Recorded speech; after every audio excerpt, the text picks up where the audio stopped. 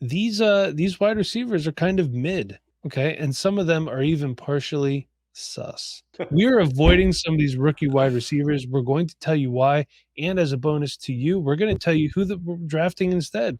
Is it value? Is it do we not believe in these players? What is it? Let's get into it. So, Nate, we're going to kick it off to you, and this is a guy right here who I think I'm completely out on. Hmm. And I don't care unless he falls in the second round, I might be willing to take a shot on him. But you go ahead and tell me who your man is here. Yeah, well, you know what, Mike? I got great news for you. He's What's fallen up? to the second round now with the new ADP from DLF.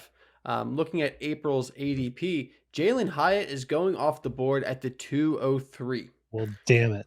So I guess you got to pick him now. Sorry, but I'm not going to be picking him up at the 203. I'm going to be avoiding Jalen Hyatt at the 203. I know we were seeing a lot of draft capital, mock drafts, giving him that first round draft capital.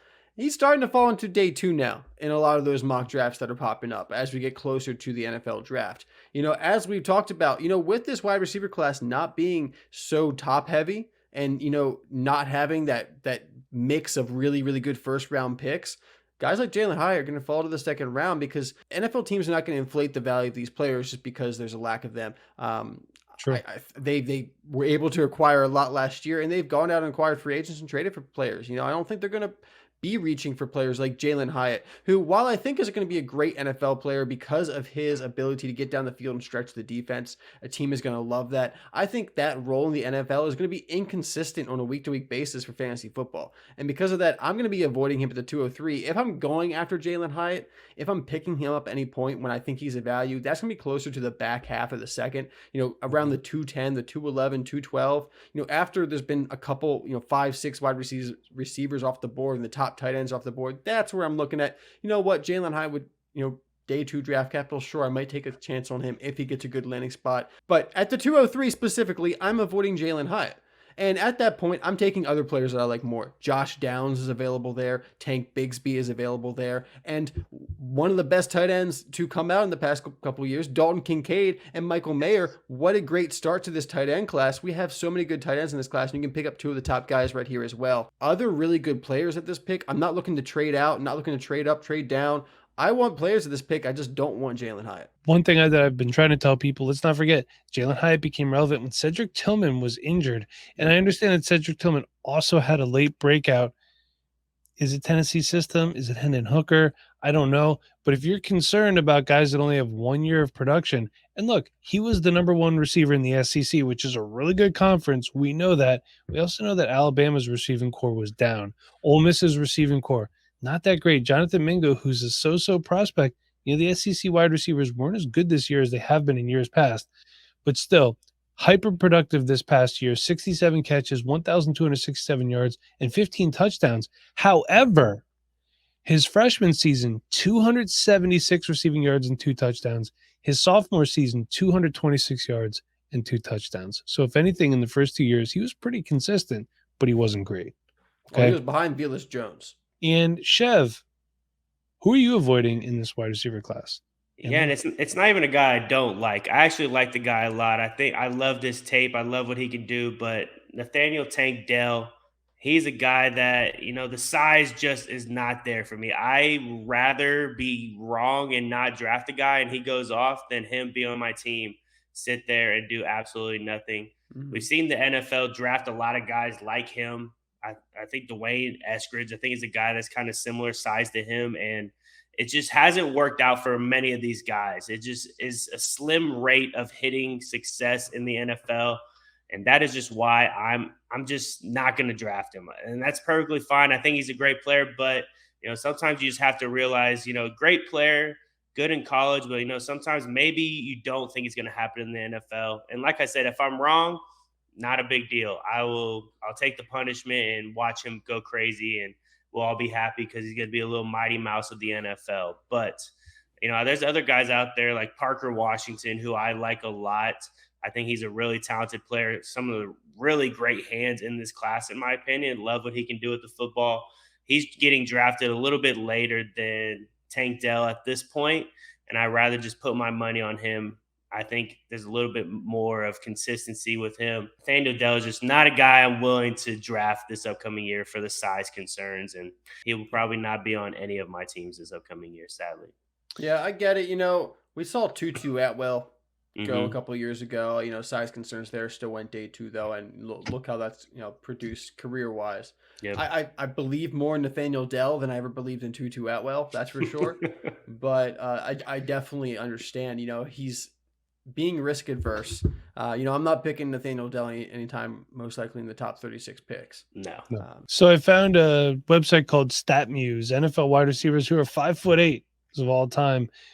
Only 2 of them have went over 1,000 yards. One of them was close at 985, and the list it's at least 20 to 30 players on here over 1,000 yards. We have Bill Hewitt, Milt Gattenbein, Ooh. and almost at 1,000 yards we have Luke Johnson. But this is all time. So 5'8" wide receivers typically do not work out in the NFL, and I understand that everyone is saying it's not about size anymore; it's about speed. And I think you can make that point when you are a smaller receiver. Like Nate said in the past, you can be a good college player, but it might not translate to the NFL. And I think this is one of those circumstances. Mhm. So Chev, love where your head is at there. And here's a player that I'm avoiding. Another small guy, Zay Flowers. I like his skill set. I do. But I think it being wide receiver 4, it's a little bit high for me right now. Personally, I would put Josh Downs over him. I believe Josh Downs is the wide receiver 5. I know that's not a huge discrepancy, but that's just my personal opinion. So, like I said, he's the wide receiver 4. That right now is the 110. So I'd rather wait until the 212 and get the best hands in the class in Marvin Mims. And that's DLF's April ADP. Again, all the ADP we're using, DLF Superflex rookie ADP. If I'm at the 110 and Tank Bigsby or Zach Charbonnet are still on the board, I'm going to take them.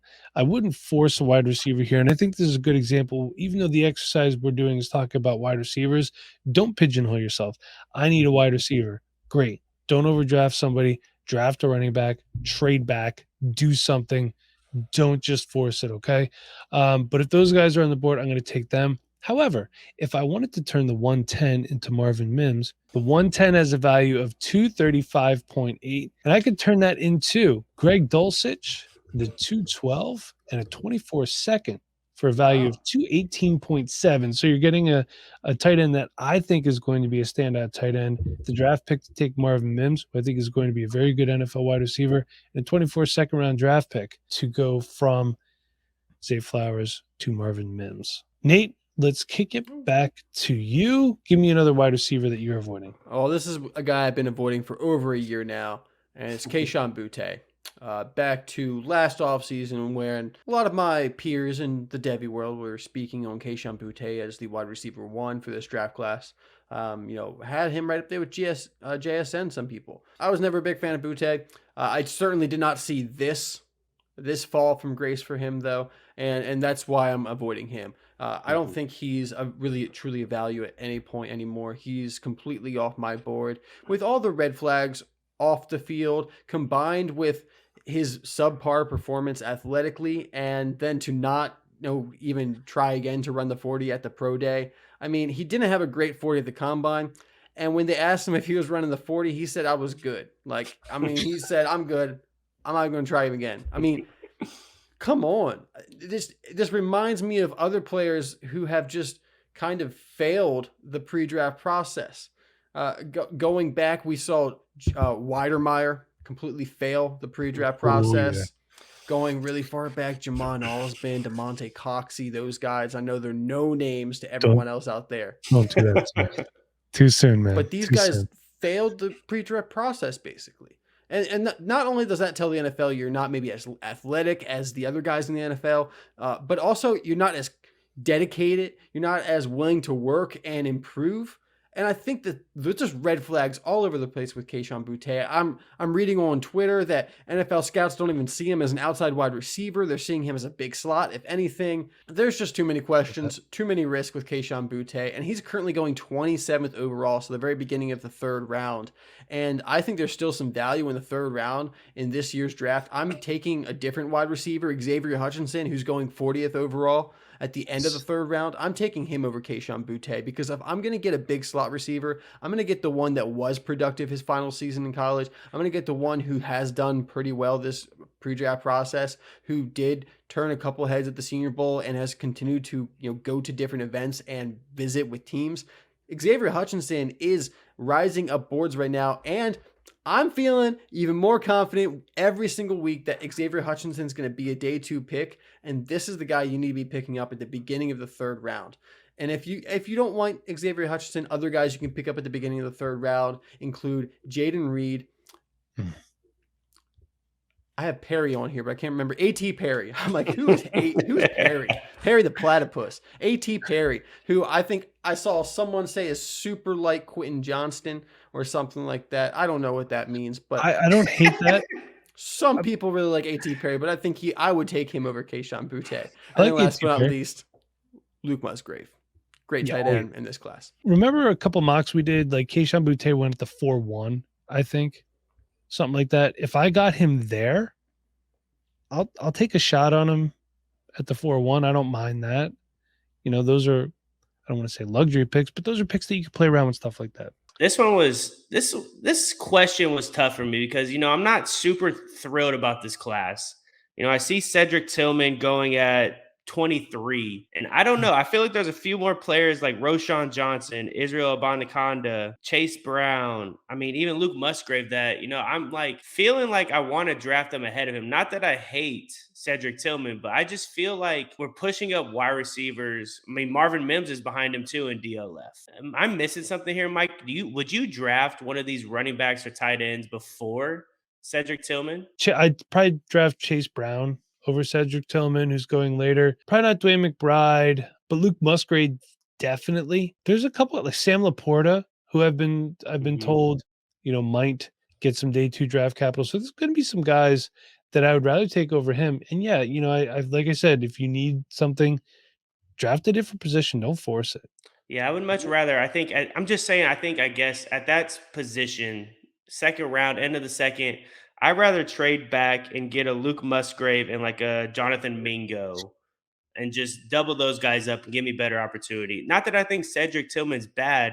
I just think I'd rather go move back and get more assets, I guess, at this point, because I just don't know how much faith I have in this wide receiver class once we get to this point. There's moves that we can make. I mean, Marvin Mims is going right behind him. I like Marvin Mims about a little bit more than Cedric Tillman, so I could see drafting him, but I just feel like there's so much more talent at different positions at this point to go after. The guy that I'm avoiding next, that's Rashee Rice. I love his physicality. I'm concerned about his separation in his hands. They're not the best. He is no Marvin Mims.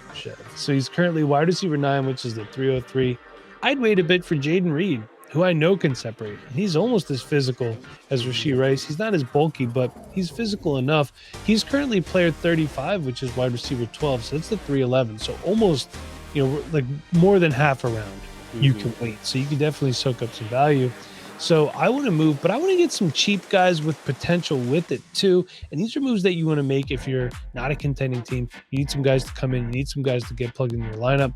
So if I don't just want picks, the 303, which has a value of 51.3 on DLF's Trade Analyzer, for the 311 and Isaiah Hodgins, and that total is 55.1. So you're trading back, getting a guy who could be a starting wide receiver for the New York Giants and Jaden Reed. I didn't put too many trades together for this one here. When you're in that 3rd round and you're moving around in the 3rd round, it's not that hard to move around.